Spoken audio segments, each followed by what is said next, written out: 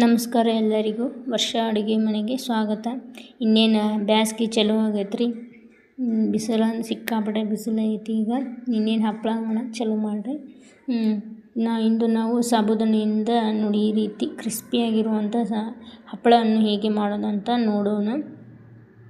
ಈ ವಿಡಿಯೋ ನಿಮಗೆ ಇಷ್ಟ ಆಗಿದ್ದರೆ ಲೈಕ್, ಶೇರ್, ಕಮೆಂಟ್ ಮಾಡಿ. ಅಂದರೆ ತಪ್ಪದೆ ನಮ್ಮ ಚಾನಲನ್ನು ಸಬ್ಸ್ಕ್ರೈಬ್ ಮಾಡಿಕೊಳ್ಳಿ.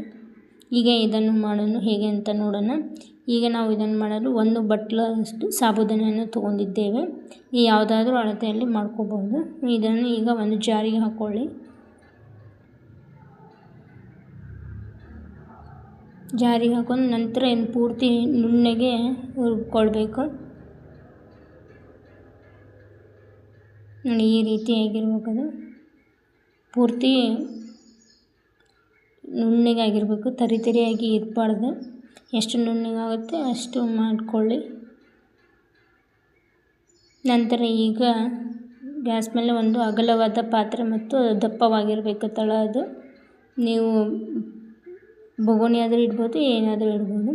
ಈಗ ನಾವು ಅಗಳ ಈ ಬಟ್ಲಲ್ಲಿ 1 ಬಟ್ಲಷ್ಟು ಸಾಬೂದನೆ ತೊಗೊಂಡಿದ್ದೀವಿ. ಈಗ ಆ ಬಟ್ಲಲ್ಲಿ 6 ಕಪ್ ಆಗಷ್ಟು ನೀರನ್ನು ಹಾಕ್ತಾ ಇದ್ದೇವೆ.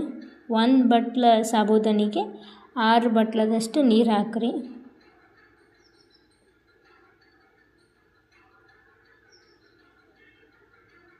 ಈ ನೀರು ಬಿಸಿಯಾಗಿ ಹಾಕ್ಬಿಡ್ರಿ. ಈಗ ನೀರು ಬಿಸಿಯಾಗಿದೆ.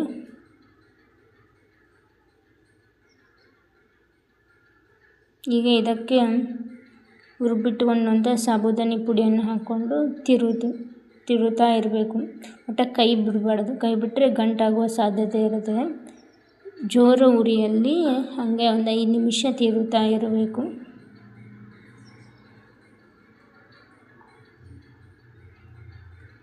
ನೋಡಿ ನಂತರ ಈಗ ಬರ್ತಾ ಬರ್ತಾ ಗಟ್ಟಿಯಾಗ್ತಾ ಬರ್ತದೆ. ಒಂದು 5 ನಿಮಿಷ ಜೋರು ಇಡಬೇಕು. ಆಮೇಲೆ ಮೀಡಿಯಮ್ ಫ್ಲೇಮಲ್ಲಿ 10 ನಿಮಿಷ ಬೇಯಿಸ್ಕೊಳ್ಬೇಕು. ಒಟ್ಟು ಕೈ ಬಿಡಬಾರ್ದು. ಕೈ ಬಿಟ್ಟರೆ ಗಂಟಾಗುವ ಸಾಧ್ಯತೆ ಇರುತ್ತೆ. ನಂತರ ಈಗ ರುಚಿಗೆ ತಕ್ಕಷ್ಟು ಉಪ್ಪು ಹಾಕ್ಕೊಂಡಿದೆ. ನೀವು ಬೇಕಾದಕ್ಕೆ ಜೀರಿಗೆ, ಅಜ್ವಾನ, ಹಸಿ ಖಾರ ಅಥವಾ ರೆಡ್ ಚಿಲ್ಲಿ ಫ್ಲೇಕ್ಸ್ ಏನಾದರೂ ಹಾಕ್ಕೊಳ್ಬೋದು. ನಾವು ಇವತ್ತು ಬರೀ ಪ್ಲೇನ್ ಸಾಬೂದನಿ ಹಪ್ಪಳವನ್ನು ಮಾಡ್ತಾಯಿದ್ದೇವೆ. ಈಗ ಇದನ್ನು ಹೀಗೆ ನೋಡೋದಂದರೆ ಒಂದು ಚಮಚದಲ್ಲಿ ಈ ಥರ ಲೈನ್ ಹಾಕಿ ನೋಡಿದರೆ ಈ ಲೈನ್ ಒಂದಕ್ಕೊಂದು ಅಂಟ್ಕೋಬಾರ್ದು. ನಂತರ ಒಂದು ಪ್ಲಾಸ್ಟಿಕ್ ಸೀಟನ್ನು ಹಾಕಿ ಅದರ ಮೇಲೆ ಈ ರೀತಿ 2 ಸ್ಪೂನಷ್ಟು ಹಾಕಿ ಅಗಲವಾಗಿ ಮಾಡಿಕೊಳ್ಳಿ. ಇದು ಪೂರ್ತಿ ತಣ್ಣಗಾದ ನಂತರ ಹಾಕಬೇಕು. ಅಂದರೆ ಶೀಟ್ ಎಲ್ಲ ಪ್ಲಾಸ್ಟಿಕ್ ಎಲ್ಲ ಅಂಟ್ಕೊಳೋದು ಬಿಸಿ ಇದ್ದಾಗ ಹಾಕಿದ್ರೆ. ಅದಕ್ಕೆ ಪೂರ್ತಿ ತಣ್ಣಗಾದ ನಂತರ ಹಾಕ್ಕೊಳ್ಳಿ. ನೋಡಿ ಈಗ ಎಷ್ಟು ಚೆನ್ನಾಗಿ ಬರ್ತವೆ. ಹಿಂಗೆ ಒಂದು ಸಲ ಮತ್ತೊಂದು ಸಲ 2 ಸ್ಪೂನಷ್ಟು ಹಾಕಿ ಈ ರೀತಿ ಅಗಲ ಮಾಡ್ಕೊಂಡ್ರೆ ತುಂಬ ಚೆನ್ನಾಗಿ ಬರ್ತವೆ. ತುಂಬ ತೆಳ್ಳಗೆ ಬರ್ತವೆ.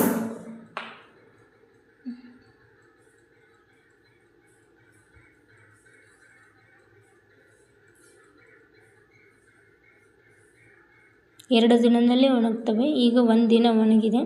ನಂತರ ನೋಡಿ ಈಗ ಆರಾಮ್ ಬರ್ತಾವೆ. ಏನೇ ಮುರಿಯುವುದಿಲ್ಲ, ಹರಿಯುವುದಿಲ್ಲ, ಕಟ್ಟಾಗುವುದಿಲ್ಲ. ಮುಟ್ಟಿದರೆ ಸಾಕು ಹಾಗೆ ಬರ್ತವೆ. ಏನು ಹರಿತಾವು ಮುರಿತಾವು ಅನ್ನೋ ಭಯನೇ ಬೇಡ. ಈಗ ಒಂದು ದಿನ ಒಣಗಿದ ನಂತರ ಇನ್ನೊಂದು ದಿನ ಮತ್ತೆ ಪೂರ್ತಿ ಹೊಳಸಿ ಹಾಕಿ ಮತ್ತೊಂದು ದಿನ ಬಿಸಿಲಿಗೆ ಒಣಗಿಸ್ಬೇಕು. ಡಬ್ಬ ಹಾಕಿದಾಗ ಜೋರು ಗಾಳಿ ಬರುವ ಜಾಗದಲ್ಲಿ ಇರಬಾರ್ದು. ಅಂದರೆ ತೆಳ್ಳಗಿರೋದ್ರಿಂದ ಹಾರಿ ಹೋಗೋ ಸಾಧ್ಯತೆ ಇರ್ತದೆ. ನೋಡಿ ಕೇವಲ 1 ಬಟ್ಲದಿಂದ ಇಷ್ಟು ಹಪ್ಪಳವನ್ನು ಮಾಡಿದ್ದೇವೆ. ನೋಡಿ ಕೈ ಇಟ್ಟರೆ ಕೈ ಕಾಣುವಂಥ ಹಪ್ಪಳ ಆಗಿದೆ. ಇಷ್ಟು ತೆಳ್ಳಗೆ ಆಗಿವೆ ಹಪ್ಪಳ.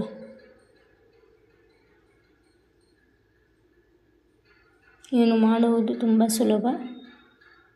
ನೀವು ಮನೆಯಲ್ಲಿ ಒಮ್ಮೆ ಟ್ರೈ ಮಾಡಿ ಹೇಗೆ ಬಂತು ಅಂತ ಕಮೆಂಟ್ ಮಾಡಿ.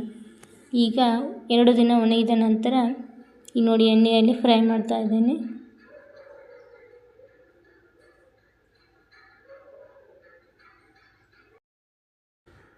ಈಗ ನೋಡಿ ತುಂಬ ಕ್ರಿಸ್ಪಿಯಾದ ಮತ್ತು ತೆಳ್ಳನೆಯ ಸಾಬೂದನಿ ಹಪ್ಪಳ ಈಸಿ ರೆಡಿ. ನೀವು ಮನೆಯಲ್ಲಿ ಮಾಡಿ ಹೇಗೆ ಬಂತಂತ ತಪ್ಪದೆ ಕಮೆಂಟ್ ಮಾಡಿ.